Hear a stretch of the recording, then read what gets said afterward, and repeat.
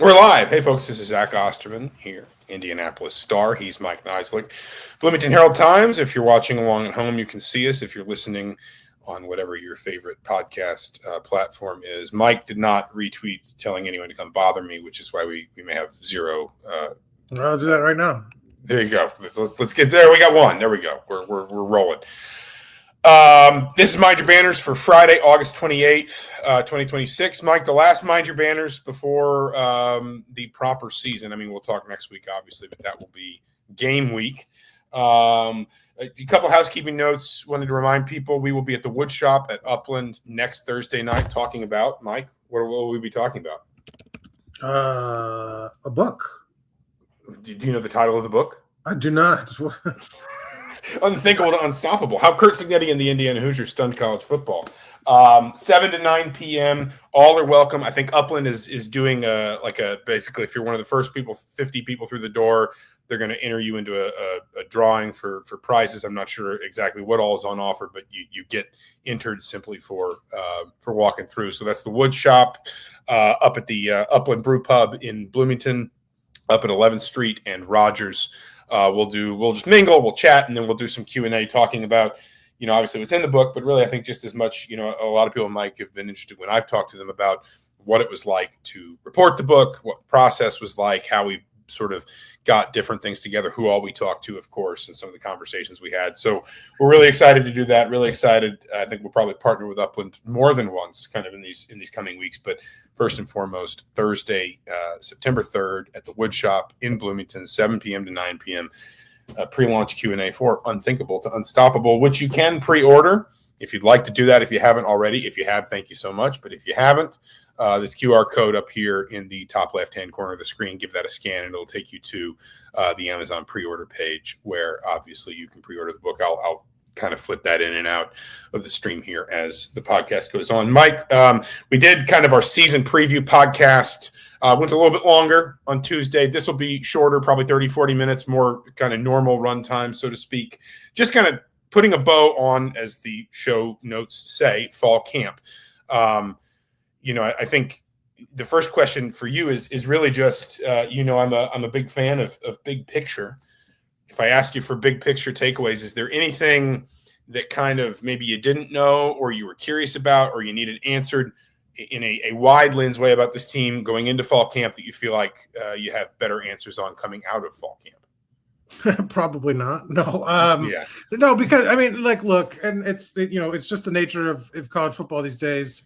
You don't get to see much, and they keep it. And what you do see is a lot of stretching. So, not a ton of questions in terms of somebody asked me today on the radio, Jake Query, friend of the show, what's the offense going to look like, or how Josh Hoover's, their approach with Josh Hoover, how will it be different from what they did with Fernando? And it's like, well, that's a very interesting question. I don't know. And I don't even think we will know sort of the first 3 weeks of the season, right? I think that will be something that maybe they hold back a little bit until, you get to the Big Ten, because obviously I think you could win these upcoming games on talent alone. You're not going to show your hand.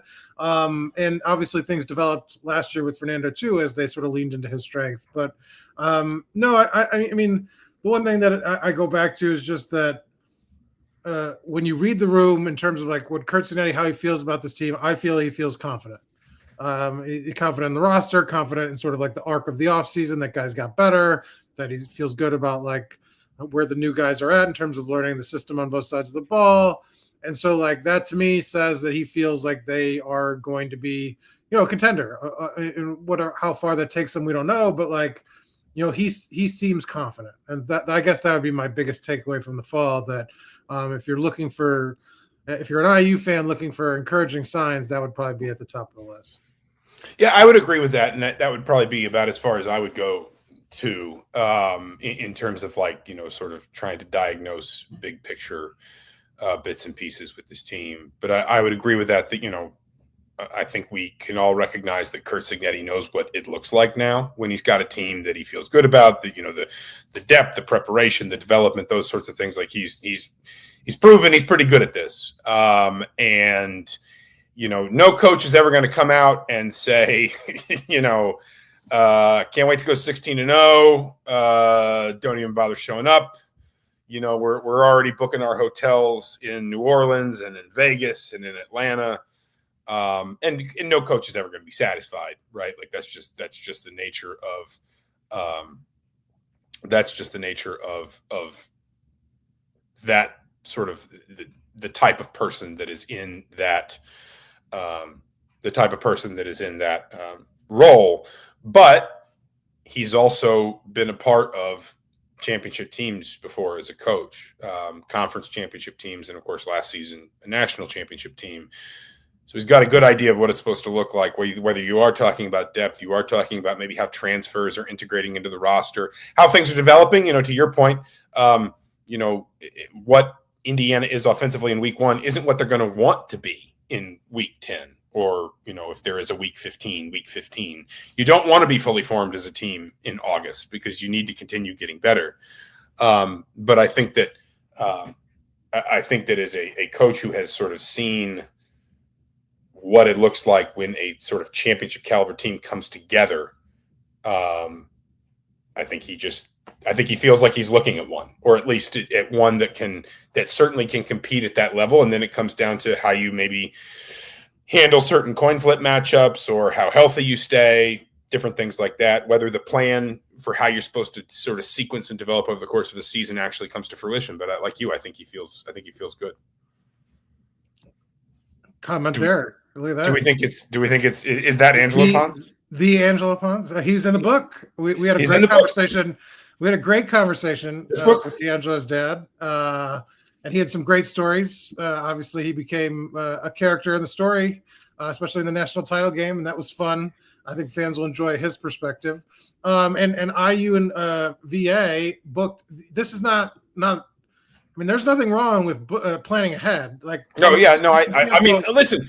Here's the most I would say is, I don't think it would be a bad idea to book a refundable hotel room in Vegas. I mean, you could book them in all the sites because they're refundable and you can cancel. Or really just any city you want to. Any city you want to. But just, no, but all the sort of just play booking roulette. All the bowl games. There you go, Angelo Pons. There you got your answer. It's good to see you, Mr. Pons. Thank you for joining us. But yeah, no, I mean, if it's refundable, then why not? I mean, like it's for us, it's harder for us to do it because sometimes there is the advantage of staying at the media hotel, like the Rose Bowl, for example. Getting around LA would have cost just as much to rent a car and have to park and pay for gas and everything as it would to just stay in one central location where everything was taken care of. But if you're a fan, I mean, why not? And like I said, what I would say about this team is I don't think it would be I don't think it's fanciful. I think it would make plenty of sense, to your point, to start planning. If you are going to do that, if you're going to go on the road, if they go to the playoff, if you're going to go to bowl games, if you're going to go to quarterfinals, semifinals, national championship game, if they make it, I would go ahead and plan for that. And obviously, get you New Orleans. That's a good one. You are just all in on the Sugar Bowl. All in on the Sugar Bowl. Yeah. Sugar Bowl. That's the dream. It's a good time. I had a buddy who covered the Cotton Bowl once for Penn State. And he said that at the media, there was like a media party, and he said Miranda Lambert performed, and they had a cigar rolling station. So I mean, but it wasn't on Bourbon Street. So, well, it sounds like it doesn't take much to make the media party Bourbon Street at the Cotton Bowl. At least it did back then. Now, that was before NIL and everything. So I don't know if we're just, right. If budgets have come down since then, maybe we can perform. Maybe we can do a live podcast at the media party. Probably where doesn't have the same draw. I pick Alabama again. They won't even be playing Alabama. I'll just pick Alabama. I think we were going to do this as kind of like an all 22, but I guess we'll call it an all 11 first on the offense. I'm sorry, I'm making show notes while we do this just to have chapters ready. If we're talking about, I think there's along that offense, there's a lot of certainty. Josh Hoover's your starting quarterback. I mean, basically, stop me when I say a name that you aren't sure is going to start. Josh Hoover, Charlie Becker, Nick Marsh, Carter Smith, Drew Lynch, Bray Lynch, or Drew Lynch, Drew Evans, Bray Lynch, Demola Johnny, Joe Brunner. No, I don't think that there's any. I mean, what the rotation looks like at receiver. I think you kind of know what the outside looks like. I think what they do at the slot. I mean, Tyler Morris certainly seems to make make sense there. But like, how many guys are they going to play? How much do they rotate?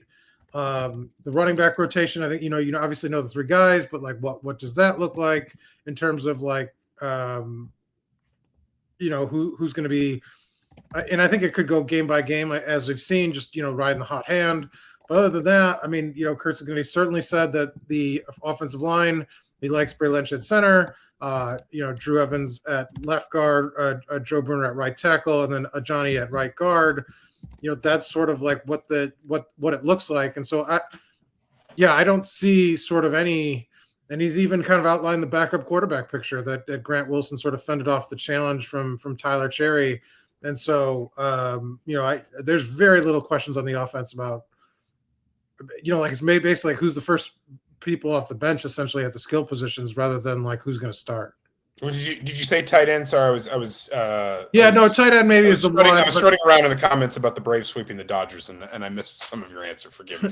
No, tight end would probably be one, but again, he's kind of said like Andrew Barker is the guy that took most of the reps in the spring that carried forward. And so it does seem like that's the name that keeps kind of popping up. So I would be. We've seen some Brock. I think we'll see Brock Schott too. But it feels like it's maybe those two that are kind of like going to be your, and that's a position where I could, Indiana's had kind of a defined number one, right at that position each of the last 2 years. I wouldn't be shocked if maybe there is a little bit more rotation, especially early on. We said that last year though, because like Holden Stays would have been like maybe the more capable receiver, but then just Wisconsin apparently just didn't use Riley Nowakowski, and he was a capable receiver. So I mean, we kind of got that one wrong last year. So like, I don't know if there'll be rotation or not. They haven't done that. Like they have not done that really. In terms of like, they pick their spots with Holden Stays at times, but like the difference though is I think that you might need to do it here because you don't like it. Last year we wondered if like they would rotate because each seemed to have a defined role at this time in the preseason. This year I think it's more like you just need to maybe give a couple young guys snaps and see who kind of goes out there and in the crucible like performs a little bit better. I'm with you on Tyler Morris at slot. I am very Davion Chandler curious. I thought he looked good in sort of limited snaps last season. It seemed like the staff liked his progress in the spring. You've kind of heard his name, I would say, pretty consistently through the summer. And some of that I think was because we know he's got a strong relationship with Monson Sales, who of course, his recruitment kind of wound down toward his commitment in the summer. And that was probably part of it. But I just, if he's kind of healthy and he's where it seemed like the staff felt like he was moving toward even as far back as the spring, I would not be shocked if Chandler has something to say within that receiver rotation. Because Indiana also, I would say fairly consistently has played about 4 to 5, and it's like kind of 2, maybe 3 primary plus a couple behind. But like last year you had Elijah Surratt and Omar Cooper, then Charlie Becker emerges to kind of give you 3. And then they had Jonathan Brady and EJ Williams that each, kind of sort of supplemented in different ways. Brady in the slot, Williams coming through for me on the over 24.5 catches or whatever it was out at the boundary. But I mean, it's hard to, but like, the caveat is like, whatever playing time they get over the next 3 weeks in games that are going to be likely blowouts. Yeah. Like, that's not the question. It's like, what will it look like in competitive play in the Big Ten? And again, if like the Northwestern's game's lopsided, this goes out the window. But like Nebraska, on the road against Rutgers, those are games where it's like, is Davion Chandler in the rotation at that point? Because like, yes, he could be in the rotation against, who do we got? Howard, and that's not going to mean anything, right? Like those are not. You got to get those guys looks because that can kind of get them ready if you need them. But like I'd be more like fast forward in 4 to 5 weeks, then we'll know sort of like what the actual rotation will look like because it will be hard to take Charlie Becker and Nick Marsh off the field. And so like it is the slot the only sort of spot where you maybe rotate more, obviously kind of get guys rest at times, but like that's what I'm sort of interested in. I think there will be a push to get all those younger guys snaps and reps in the next 3 weeks, because like that's when you can kind of get a feel for what you get tape on them, get them experience. But like after that is when I'm sort of like what the rotation looks like after that. Anything else? I mean, again, like, and we've talked about this all preseason. Like, there's so much that is just kind of settled for this team. It feels like that it's kind of hard to like. I mean, we're not trying to manufacture position battles, but it is just kind of a little bit sort of. Oh, I mean, there's you can't invent drama where there's no drama, right? Like it's like they recruited experienced transfers at most of the open positions they knew they had, and so it's like they lined it up to basically say like these guys, and it's basically borne fruit that these guys were going to kind of be the next up. These were going to be the starters, and sort of that's what they did. I think the biggest surprise is up front in terms of like, if you're going to ask me like in spring, I would have thought Ajani would have probably been at right tackle and Bruner would have just been at right guard. But Bruner has the size to play tackle, has experience to sort of handle the switch. And so like, they obviously reviewed the film and sort of really felt Ajani was better fit for the guard position as of now. But like, if balancing short-term and long-term, and I think we talked about that the previous podcast, but like, you want to try to build a tackle for the future, but also you're obviously playing now for a national title or in the mix. And so that was probably, if you're going to ask me, like the biggest surprise on offense from this offseason, that might be it. Caleb asks here in the comments, is CB2 still the biggest question? And I think that's a natural sort of segue over to the defensive side of the football. You obviously have, I think you're comfortable at tackle. You're comfortable at linebacker. You got one corner and probably both safeties. I think we probably both expect Preston Zachman to be starting alongside Amari Farrell, which would naturally sort of move Byron Baldwin down to the rover spot. I think the question is the biggest open question, and I guess we could start there, is that sort of opposite corner, which seems to be AJ Harris or Rylan Gandy. Gandy was a player that actually transferred in ahead of last season, had starting experience at Pitt. I heard the staff really liked Gandy, but I think Jamari Sharp just kind of, without a ton of fanfare, kind of made himself undroppable last season opposite D'Angelo Pons. And then Harris was a high-profile transfer from Penn State. He's also played at Georgia. Kurt Cignetti said he's kind of had a couple injury things, even back in the spring, like he didn't participate in the spring game. That have kind of, just sort of limited maybe some of his reps and maybe not given him a chance to sort of, put a stamp on that position. But I think that second cornerback spot is probably about as open of a question as there is on the sort of all 22, if you want to call it that. Well, I mean, yeah. I think third linebacker is one. And it's more also because it becomes a philosophical question. Do they just go back to more of their 5-2 or 4-2-5? I think the answer. Yeah. I mean, I think the answer is yes. Like 4-2-5 base defense. It pivots back to more of what they did 2 years ago. Because I mean, it was literally like the last 6 weeks in the playoffs, like a base defense of a 4-3, and like it looked really good.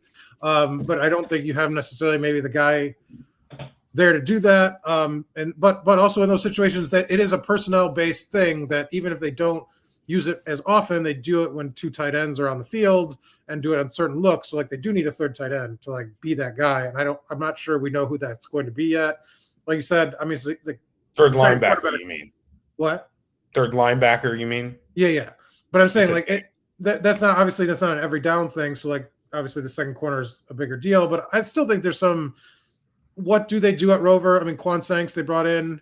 Byron Baldwin obviously would be, getting him ready for a bigger role in the future. They really like him, but I don't know, how settled was that sort of from what we saw. I don't know. So like that, I think there's a little more uncertainty about what the defense looks like. And they've moved around safeties before sort of midseason, especially in 24. They did that, Amari Farrell shifted positions. And so that's another spot to look at. But like you said, AJ Harris missing time with, I think Kirsten said it was a knee injury at the kind of critical juncture of this position battle. Probably has it on even footing kind of going into the season. He said this last sort of 7 practices before the opener will sort of determine who gets to start. And they're not, we keep going back to the idea that like this staff just doesn't rotate. Like they don't like, we'll give 50%, they'll rotate possessions and things like that. That's not how they typically do it. So usually they go to starter, and that's the guy that gets the bulk of the reps until unless they made a change down the line. So that'll be interesting to see what they how that sort of shakes out. Yeah, and then the other question would just be your in spots, your stud and your edge. I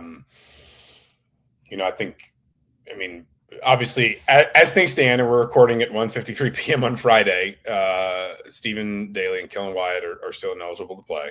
So far as I know, nothing has developed in the 10th Circuit in Colorado, nor am I aware of either of them having filed for some kind of injunctive relief at the state level.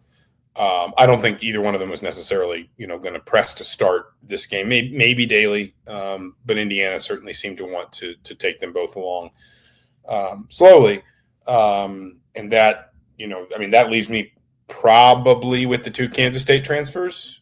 I mean that might depend a little bit on how they want to spread out Obiazor's snaps, because I know Cignetti has said he can play inside and outside, and if you're around him, I mean he has the body of a lineman that can be very versatile, right? Can play along the edge, but can certainly also hold his own in the interior. But I would guess it's Obiazor and Osunsami at this point at the 2 end spots. Yeah, no, for sure. He brought him in to start. I mean, that's what And you have Burnham, you have Ndukwe. It's not like you don't have depth.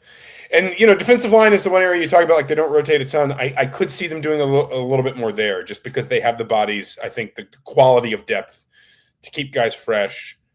We know Bryant Haynes likes to get creative with how he, how he builds his defensive fronts, how he moves them around. But I don't think you're going to see, to your point, a ton of rotation at linebacker, corner, or safety, or rover. I think the only maybe prominent rotation on that offense is going to come along that defensive line, and that's, again, number one, we have seen Indiana do some of that in the last 2 years, maybe more there than the average position. Number two, you just have such quality depth. I think it just makes sense to do it. But again, it underscores. I mean, this is a team that has a lot of genuine quality returning, and as you said, targeted and acquired in a pretty high profile way through the transfer portal. We'll do it real quick on special teams too, mostly because on the very, very, very slim chance Curt Cignetti was listening to this podcast, he'd tell us that special teams are just as important. It's not 11. I don't know how many. I mean, we're talking what? 5.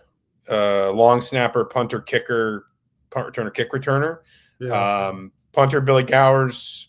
Long snapper, his name's escaping me. He said Billy Gowers and Quinn Warren were in a competition. Okay.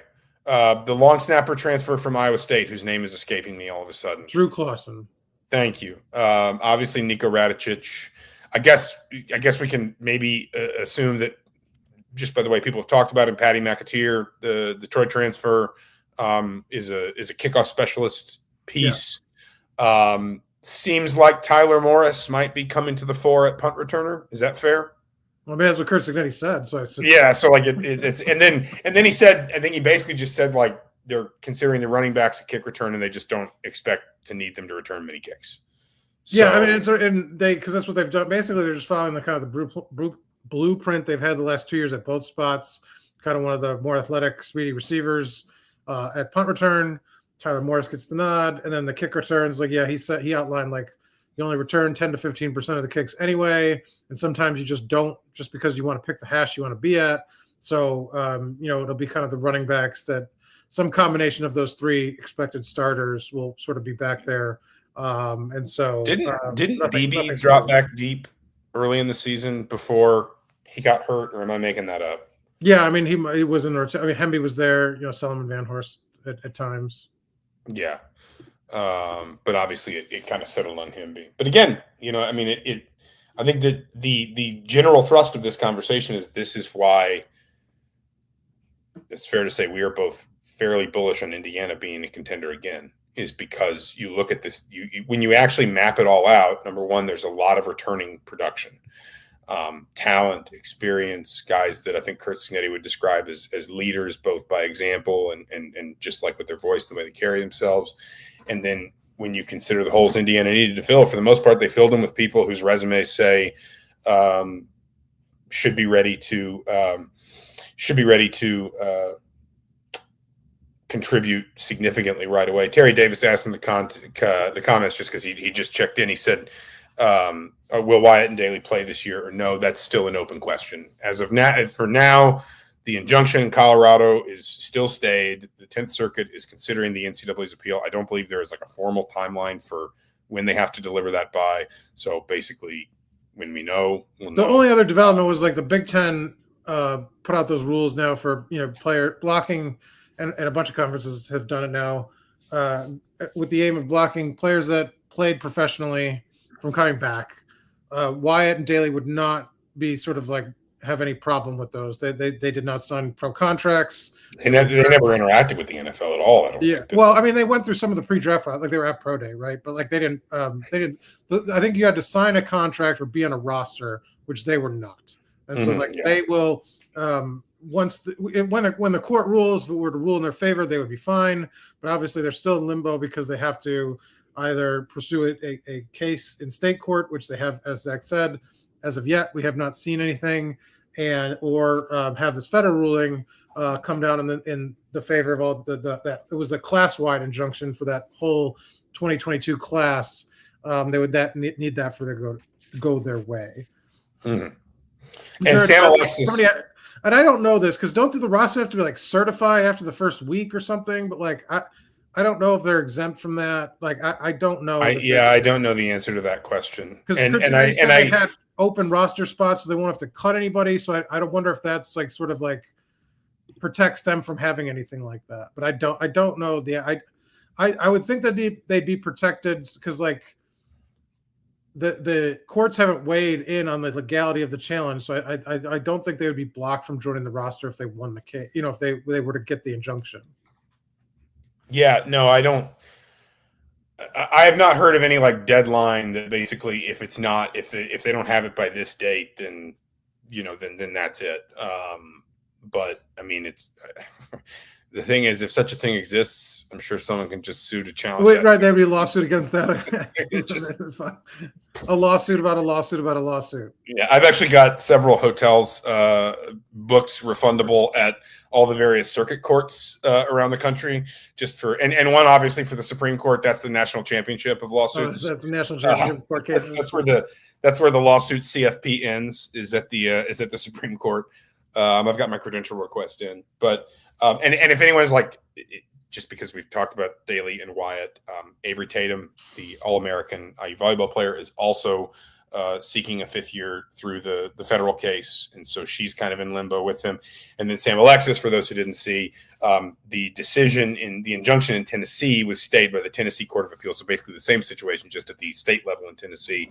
So he is also his thing is, I don't know, like, and that was the question that we haven't gotten answered unless you did. The Big Ten has not addressed, as far as I know, anything other than the NFL.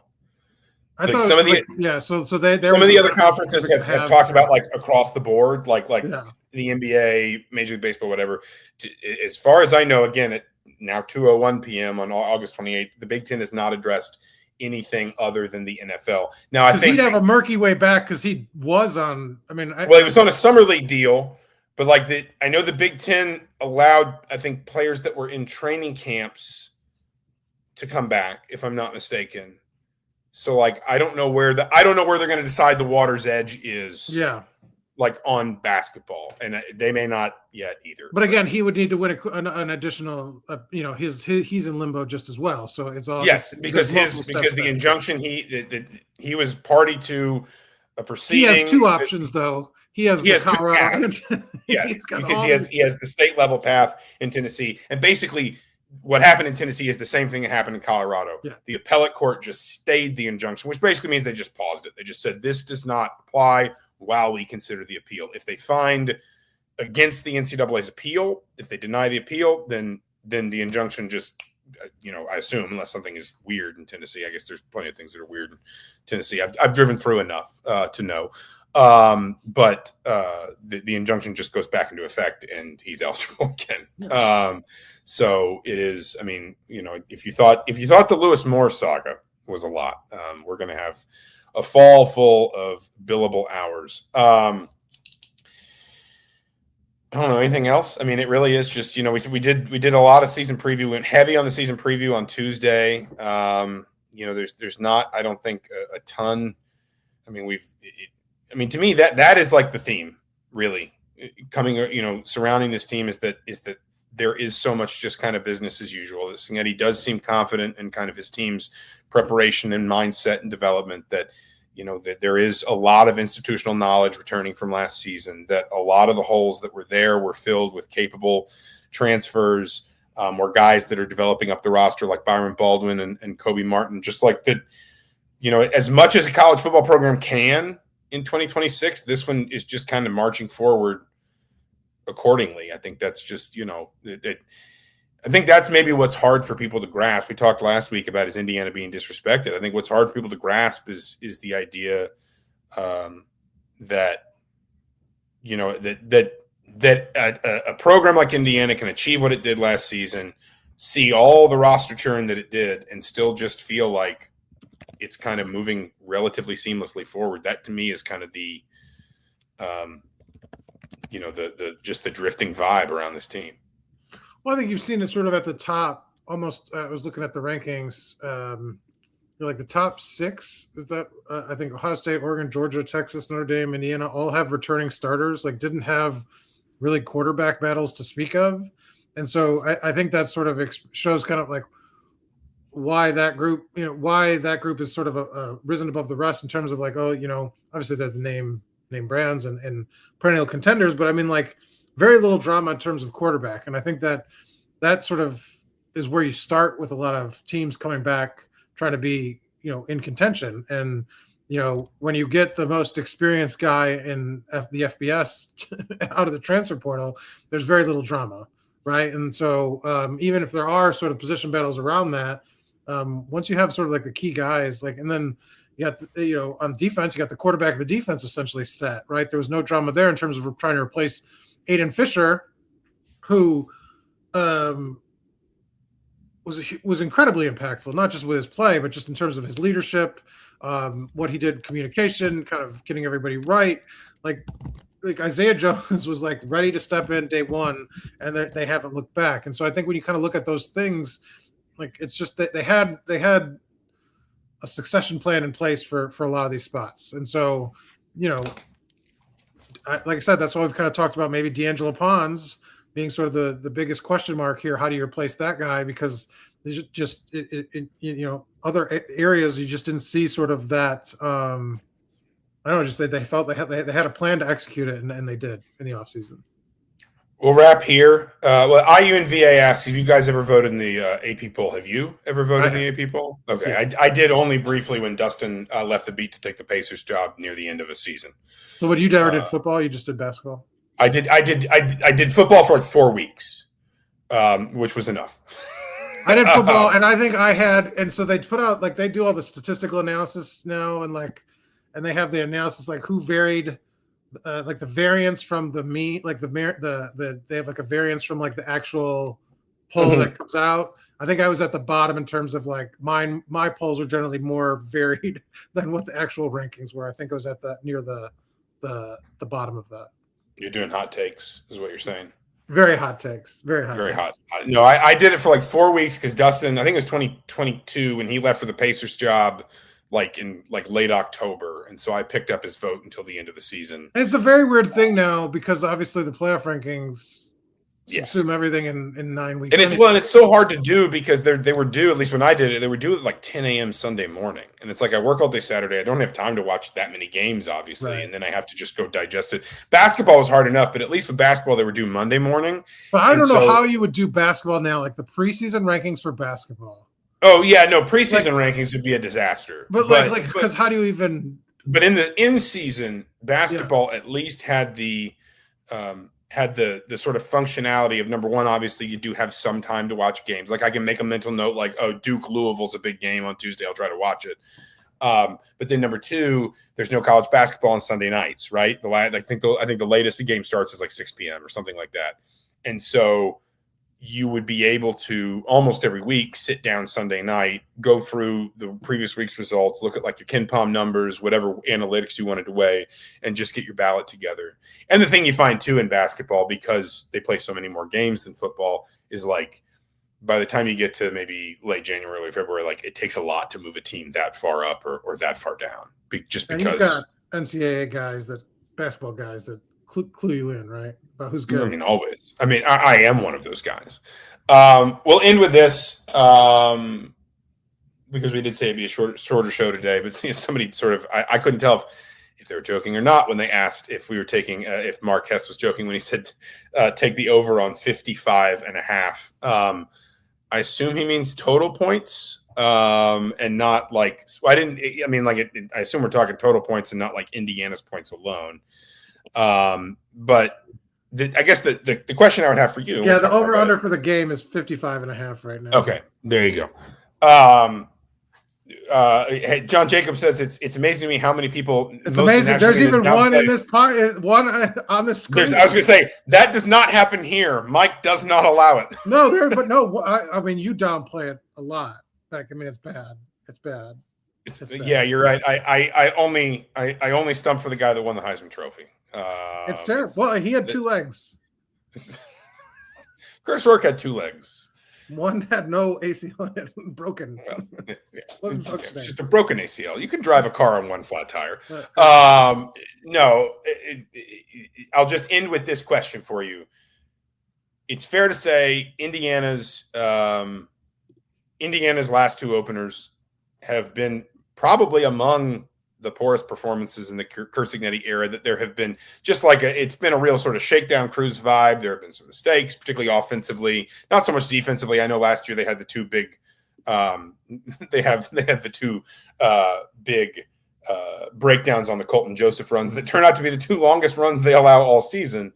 Do you think we see an Indiana that maybe hits, third or fourth gear against North Texas? Or do you think it's another opener like the last 2 where maybe, kind of Kursignetti comes out of it feeling like, hey, that was about getting the rust off week 1? Well, I think there's a clear difference between 24 and 25 because, like, I think Kursignetti sort of predicted that ODU game in terms of like them being a greater challenge than maybe people thought they would be. True. And like the talent level there was there, and obviously Colton Joseph. Where did he end up? Did he end up at Wisconsin? Wisconsin, yeah. Yeah.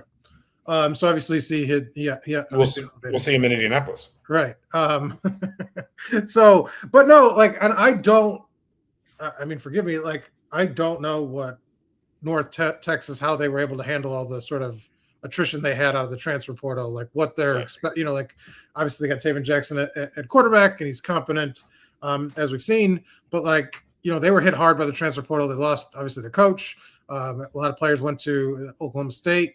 And so like, you at least got an experienced coach in there in Neil Brown. Like, it's not like a coordinator that's in his first job or anything, but yeah, I mean, it is hard to just know what to expect basically. And so, but, even 2 years ago against FIU, like FIU is not a great team.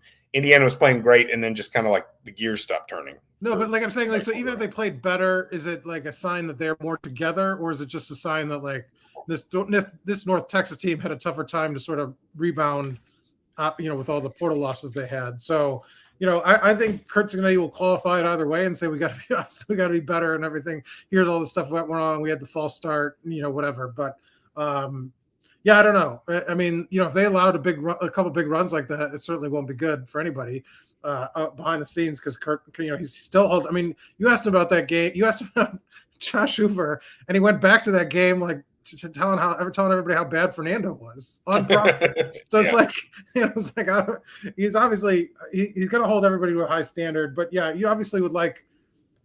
I think the score margin matters less. Like, you just want a clean operation, I would imagine, in week 1. And, they had a bad second half against FIU that he was really upset about even a year later. And obviously those runs and sort of Fernando's up and down play stuck with him. So we'll see. We'll leave it there. This has been Mind Your Banners. I forgot the name of the podcast for a second. I've only done like 400 episodes. This has been Mind Your Banners for August 28th, 2026. Again, scan the QR code if you'd like to pre-order, if you haven't already. Up there in the left-hand corner, Unthinkable to Unstoppable, the book that Mike and I wrote about Indiana's rise to a national championship last season. I'll also obviously link that in the show notes, as we always do. And one more time, just to remind people, Upland next Thursday night, 7 to 9 p.m., the Wood Shop over on 11th Street. Mike and I will be there talking about Unthinkable to Unstoppable. We'll have pre-order information there, and we'd love to just see folks who come out. Upland's going to enter the first 50 people through the door into a giveaway drawing. But for now, for the Indianapolis Star, for the Bloomington Herald Times, he's Mike Niziolek. I'm Zach Osterman. The next time we talk to you, it will officially be week 1 of the 2026 football season. We're looking forward to it. Until then, have a great weekend and take it easy.